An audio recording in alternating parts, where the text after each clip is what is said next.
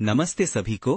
आज हम सीखेंगे एक बहुत ही इम्पोर्टेंट केमिकल के बारे में, अमोनिया। फॉर्मूला है NH3, एक नाइट्रोजन एटम और 3 हाइड्रोजन एटम्स। सिंपल। सिंपल, पर आपके फेस पे तो इतना एक्साइटमेंट है जैसे ये कोई सुपर हीरो हो। हाँ, ये सिंपल मॉलिक्यूल बहुत बड़ा काम करता है। सोचो, अमोनिया बनाते क्यों हैं और इससे क्या फायदा है, ये हम समझेंगे। ओके, तो शुरू करते हैं। क्यों बनाते हैं ये अमोनिया? देखो, अमोनिया नाइट्रोजन और हाइड्रोजन का कंपाउंड है। नाइट्रोजन तो हमारे एटमॉस्फेयर में बहुत है, 78% से ज्यादा, पर ये प्लांट्स और एनिमल्स इजीली यूज नहीं कर सकते। जैसे बैंक में लॉक्ड पैसे। प्लांट्स को नाइट्रोजन चाहिए लेकिन वो एक्सेस नहीं है। बिल्कुल सही। अमोनिया ये की है जो नाइट्रोजन को प्लांट्स के लिए एक्सेसिबल बनाता है। ये नाइट्रोजन का एक ऐसा रूप है जो प्लांट्स इजीली एब्जॉर्ब कर सकते हैं। तो अमोनिया बेसिकली फर्टिलाइजर का मेन इंग्रेडिएंट है। एग्जैक्टली। और फर्टिलाइजर बिना खाना कैसे बनेगा? इतनी पॉपुलेशन को खाना देना इम्पॉसिबल होता बिना अमोनिया के। वाह, तो सिर्फ फार्मिंग में नहीं और भी यूज है इसका। बिल्कुल। एक्सप्लोजिव्स, प्लास्टिक्स, फाइबर्स, मेडिसिन्स, बहुत सारे इंडस्ट्रियल प्रोसेसेस में अमोनिया का यूज होता है। क्या पर अमोनिया हार्मफुल भी है? प्योर फॉर्म में हाँ, टॉक्सिक हो सकता है अगर ज्यादा इनहेल करे, लेकिन वो इंडस्ट्रियल प्रोसेसेस में होता है, आपको टेंशन लेने की बात नहीं है। फर्टिलाइजर्स के थ्रू जो छोटा सा अमाउंट खाने में आता है वो सेफ है। और क्या इसकी शॉर्टेज हो सकती है करी? ये एक वैलिड कंसर्न है। अमोनिया बनाने की प्रोसेस एनर्जी इंटेंसिव है और फॉसिल फ्यूल्स पे डिपेंड करती है। सस्टेनेबल मेथड्स डेवलप करने की जरूरत है। साइंटिस्ट इस पे काम कर रहे हैं। चलो स्टूडेंट्स, अब हम आते हैं मेन इवेंट पे, नाइट्रोजन और हाइड्रोजन का रिएक्शन। यही तो अमोनिया बनाने का सीक्रेट है। सर, मतलब नाइट्रोजन और हाइड्रोजन गैसेस मिलके अमोनिया बनाते हैं, ऐसे ही? बिल्कुल, पर इतना सिंपल नहीं है जैसे चाय बनाते हैं। सोचो, नाइट्रोजन और हाइड्रोजन दोनों एयर में फ्रीली अवेलेबल हैं, पर उनको मिलके अमोनिया बनाना ऐसे नहीं होता जैसे हम एक कप में दोनों डाल दो और हो गया। इसके लिए थोड़ा साइंटिफिक मैजिक चाहिए, स्पेसिफिक कंडीशंस में। पहले तो रिएक्शन को देख लेते हैं। सिंपल है, डरने की बात नहीं। N2 + 3H2 equilibrium 2NH3। ये फॉर्मूला क्या कहता है सर? ये कहता है कि एक नाइट्रोजन मॉलिक्यूल N2, जिसमें 2 नाइट्रोजन एटम्स टाइटली पकड़े हुए हैं, 3 हाइड्रोजन मॉलिक्यूल्स 3H2 से रिएक्ट करता है और इस रिएक्शन से 2 अमोनिया मॉलिक्यूल्स 2NH3 बनाते हैं। सोचो, नाइट्रोजन और हाइड्रोजन अलग अलग थे, पर अब एक नया मॉलिक्यूल बन गया, अमोनिया। समझो, लेगो ब्लॉक्स की तरह। नाइट्रोजन 2 बड़े ब्लॉक्स हैं, टाइटली जॉइंट, और हाइड्रोजन छोटे छोटे ब्लॉक्स, 3 छोटे ब्लॉक्स। इनको ज्वाइन करना है अमोनिया बनाने के लिए। सिंपल है ना? पर प्रैक्टिकल में इतना इजी नहीं है। इस रिएक्शन को रिवर्सिबल रिएक्शन बोलते हैं, मतलब ये दोनों तरफ जा सकता है। ये एरो ये दिखा रहा है। अमोनिया वापस से नाइट्रोजन और हाइड्रोजन में ब्रेक हो सकता है अगर कंडीशन सही नहीं रहे। जैसे अगर हम लेगो स्ट्रक्चर्स को जोर से तोड़ देते हैं तो वो फिर से अलग अलग ब्लॉक्स बन जाएंगे। तो हमको कंडीशंस को केयरफुली मेंटेन करना पड़ेगा। बिल्कुल, ताकि रिएक्शन अमोनिया बनाने की तरफ ज्यादा जाए और वापस ना आए। इस होल प्रोसेस को इक्विलिब्रियम बोलते हैं। जैसे एक सीसॉ है, बैलेंस मेंटेन करना है। सर, ये रिएक्शन इतना स्लो क्यों है? अचानक से क्यों नहीं हो जाता? सही सवाल। नाइट्रोजन मॉलिक्यूल N2 बहुत स्ट्रॉन्ग बॉन्ड से जुड़ा होता है। इस बॉन्ड को तोड़ने के लिए एनर्जी चाहिए और वो एनर्जी हमको प्रेशर और टेम्परेचर से मिलती है। ये जैसे एक खानदानी झगड़ा है जिसको सुलझाने के लिए बड़ी कोशिश करनी पड़ती है। और ये एरो क्या मतलब है? ये एरो रिवर्सिबल रिएक्शन को शो करता है। ये दिखा रहा है कि रिएक्शन दोनों तरफ जा सकता है। नाइट्रोजन और हाइड्रोजन से अमोनिया बन सकता है और अमोनिया वापस नाइट्रोजन और हाइड्रोजन में ब्रेक हो सकता है। It's like a two way street. हमको कंडीशंस को कंट्रोल करना है ताकि ट्रैफिक अमोनिया बनाने की तरफ ज्यादा हो। ठीक है बच्चों, अब हम देखते हैं कि ये नाइट्रोजन और हाइड्रोजन का मिलन इतना आसान क्यों नहीं है। सोचो, एक कमरे में लोग डांस कर रहे हैं। अगर कमरा छोटा कर दो तो वो लोग पास आ जाएंगे और टकराएंगे ज्यादा। नाइट्रोजन और हाइड्रोजन के मॉलिक्यूल्स के साथ भी यही होता है। मतलब ज्यादा प्रेशर से मॉलिक्यूल्स पास आ जाते हैं और रिएक्शन फास्टर हो जाती है। बिल्कुल, ज्यादा टक्कर, ज्यादा अमोनिया। हम इस प्रक्रिया में गैसेस को कंप्रेस करते हैं लगभग 200 से 300 एटमॉस्फेयर्स तक। सोचो, नॉर्मल एटमॉस्फेरिक प्रेशर से 200 से 300 गुना ज्यादा। अब बात करते हैं टेम्परेचर की। ये रिएक्शन एक्सोथर्मिक है, मतलब हीट रिलीज करती है। जैसे गरम चाय और गरम पानी डालोगे और गरम हो जाएगी, लेकिन बहुत ज्यादा गरम करने से क्वालिटी बिगड़ सकती है। यहाँ भी हाई टेम्परेचर से स्पीड तो बढ़ेगी, लेकिन बहुत ज्यादा टेम्परेचर पे अमोनिया खुद ही डीकंपोज होने लगेगा। तो फिर परफेक्ट टेम्परेचर क्या होगा? एक स्वीट स्पॉट है लगभग 400-500 डिग्री सेल्सियस। यहाँ रिएक्शन फास्ट होती है और अमोनिया डीकंपोज नहीं होता। बैलेंस मेंटेन करना इम्पोर्टेंट है। और आखिर में कैटलिस्ट। ये रिएक्शन की स्पीड बढ़ाता है बिना खुद चेंज हुए, जैसे एक अच्छा होस्ट पार्टी को मैनेज करता है। इस रिएक्शन में ion Fe base catalyst use होता है कुछ प्रमोटर्स के साथ, जैसे पोटेशियम और एल्यूमिनियम ऑक्साइड्स। तो ये कैटलिस्ट रिएक्शन को कैसे स्पीड अप करता है? ये रिएक्शन के एक्टिवेशन एनर्जी को कम करता है, मतलब रिएक्शन को स्टार्ट होने के लिए कम एनर्जी की जरूरत होती है। इससे स्पीड ड्रामेटिकली बढ़ जाती है। आयन बेस्ड कैटलिस्ट सबसे एफिशिएंट और इकोनॉमिकल भी है। सर, क्या ज्यादा प्रेशर और ज्यादा टेम्परेचर से और ज्यादा अमोनिया बनेगा? नहीं, ज्यादा टेम्परेचर से अमोनिया डीकंपोज होने लगेगा। परफेक्ट बैलेंस इम्पोर्टेंट है और ज्यादा प्रेशर का भी लिमिटेड फायदा होगा। ऑप्टिमाइजेशन इम्पोर्टेंट है, सिंपली मैक्सिमाइजिंग पैरामीटर्स नहीं। और क्या दूसरे कैटलिस्ट यूज किए जा सकते हैं? हाँ, लेकिन आयन बेस्ड कैटलिस्ट सबसे एफिशिएंट और इकोनॉमिकल है, इसलिए कमर्शियली यूज होता है।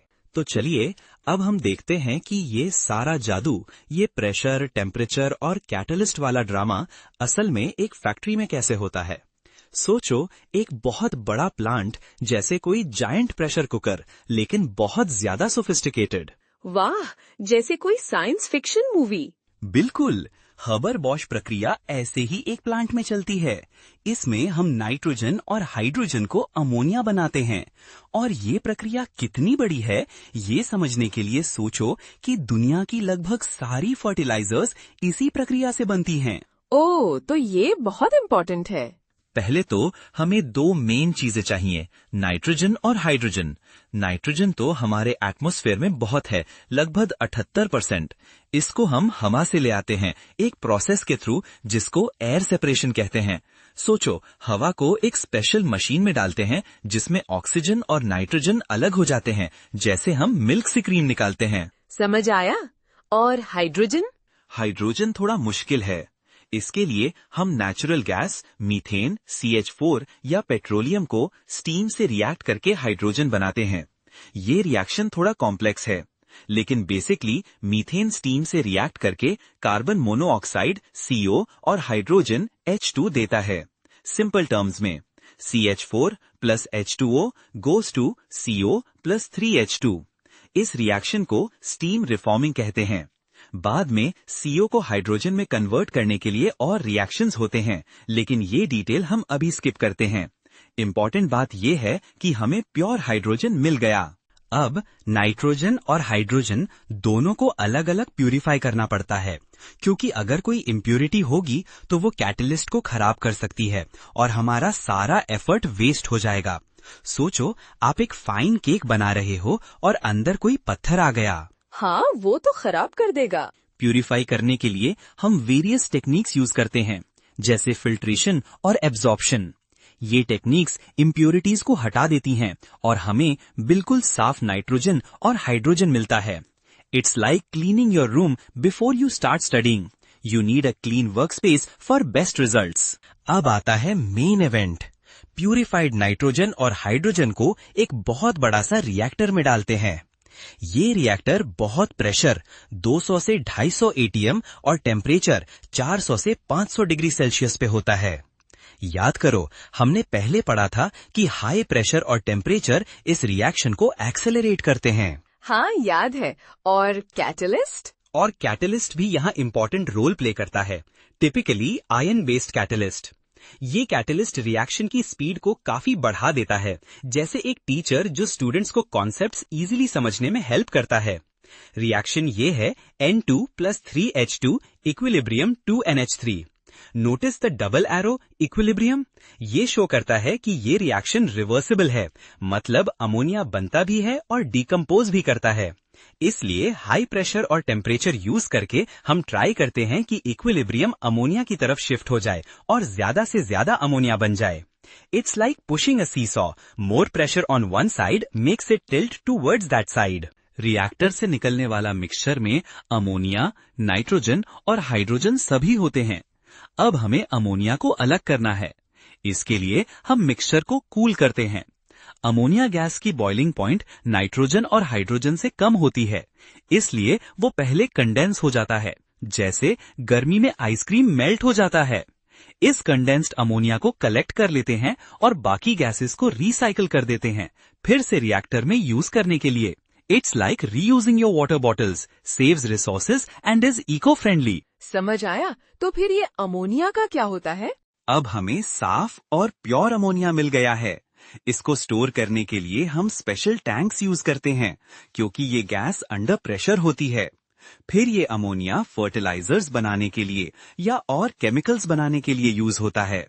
तो हमने देखा कैसे हेबर-बॉश प्रोसेस से अमोनिया बनता है, प्लांट में क्या होता है, लेकिन सबसे जरूरी बात है एफिशिएंसी।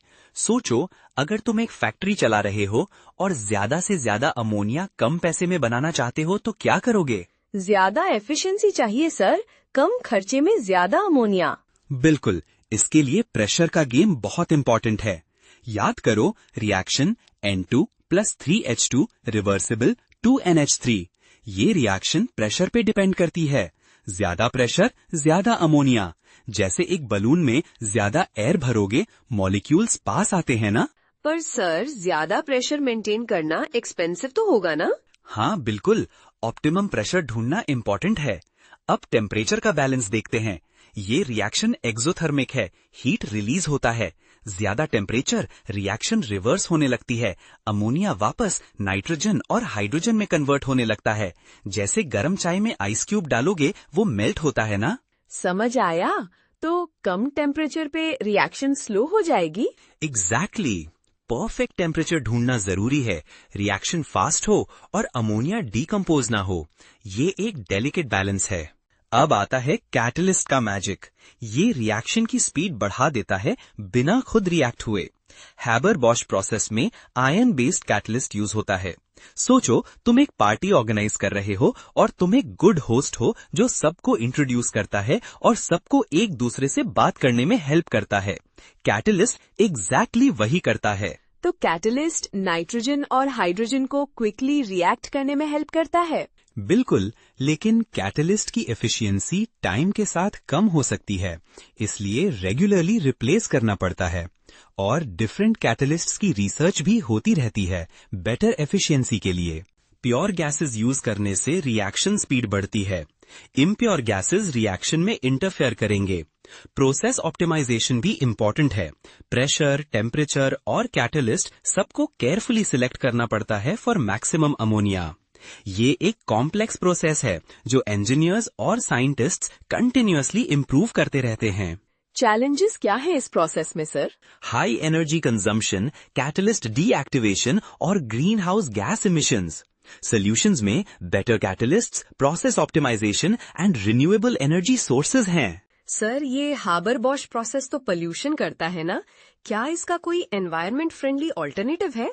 बिल्कुल सही बात है। साइंटिस्ट्स बायोलॉजिकल नाइट्रोजन फिक्सेशन पे काम कर रहे हैं, लेकिन इंडस्ट्रियल स्केल पे अभी तक वायबल नहीं है। अगर प्रेशर और टेम्परेचर को इंक्रीज करने से अमोनिया ज्यादा बनता है, तो क्यों हम उनको और ज्यादा नहीं बढ़ा देते? Good question. इक्विपमेंट डैमेज हो सकता है और कॉस्ट भी बहुत ज्यादा बढ़ जाएगा। ऑप्टिमम प्रेशर और टेम्परेचर चूज करना पड़ता है। तो चलिए दोस्तों, अब तक हमने हेबर-बॉश प्रोसेस की एक अमेजिंग जर्नी की है। सोचो, नाइट्रोजन हवा में तो बहुत है, लेकिन प्लांट्स के लिए सीधा यूज नहीं हो पाता। ये नाइट्रोजन एक शर्मीली लड़की की तरह है, अपने आप से रिएक्ट नहीं करती। हाँ सर, समझ आया। उसको एक कैटलिस्ट की जरूरत होती है ना? बिल्कुल सही, और वो कैटलिस्ट है हाबर-बॉश प्रोसेस। पहले हमने देखे थे इसके मेन स्टेप्स, नाइट्रोजन और हाइड्रोजन का मिलना, हाई टेम्परेचर और प्रेशर, कैटलिस्ट की एंट्री, अमोनिया का बनना और अमोनिया का सेपरेट करना। सर, एक बार फिर से स्टेप्स बता दीजिए प्लीज, थोड़ा और डिटेल में। श्योर। पहले नाइट्रोजन और हाइड्रोजन गैसेस को हाई प्रेशर कुकर में रखते हैं। इमेजिन एक बड़ा प्रेशर कुकर 400 से 500 डिग्री सेल्सियस टेम्परेचर पे। फिर कैटलिस्ट, मोस्टली आयन, रिएक्शन को स्पीड अप करता है। नाइट्रोजन और हाइड्रोजन रिएक्ट करके अमोनिया बनाते हैं। N2 + 3H2 = 2NH3। ये रिवर्सिबल रिएक्शन है, तो अमोनिया को कंटिन्यूअसली निकालते रहते हैं। फाइनली अमोनिया को कूल करके सेपरेट करते हैं। समझ आया सर। अब मेरे कुछ सवाल हैं। पूछ लीजिए। ये प्रोसेस इतना एफिशिएंट क्यों नहीं है सर? क्या इसको और इम्प्रूव नहीं किया जा सकता? अच्छा सवाल। ये रिवर्सिबल रिएक्शन है और कुछ एनर्जी लॉस भी होती है, लेकिन कैटलिस्ट यूज करके और प्रेशर टेम्परेचर एडजस्ट करके हम एफिशिएंसी इम्प्रूव कर सकते हैं। और रिसर्च भी चल रही है न्यू कैटलिस्ट्स और बेटर रिएक्टर डिजाइन्स पे। और एनवायरनमेंट पे क्या इम्पैक्ट है सर? इतनी ज्यादा एनर्जी यूज होती है ना? ये भी एक इम्पॉर्टेंट पॉइंट है। ज्यादा एनर्जी यूज से ग्रीन हाउस गैसेज रिलीज होते हैं, लेकिन फर्टिलाइजर बनाने के लिए ये प्रोसेस आज भी सबसे इम्पॉर्टेंट है। इसलिए रिसर्च हो रहा है रिन्यूएबल एनर्जी सोर्सेज और एनर्जी एफिशिएंसी बढ़ाने पे। इन्वायरमेंटल इम्पैक्ट को कम करने के लिए भी काफी एफर्ट्स किए जा रहे हैं।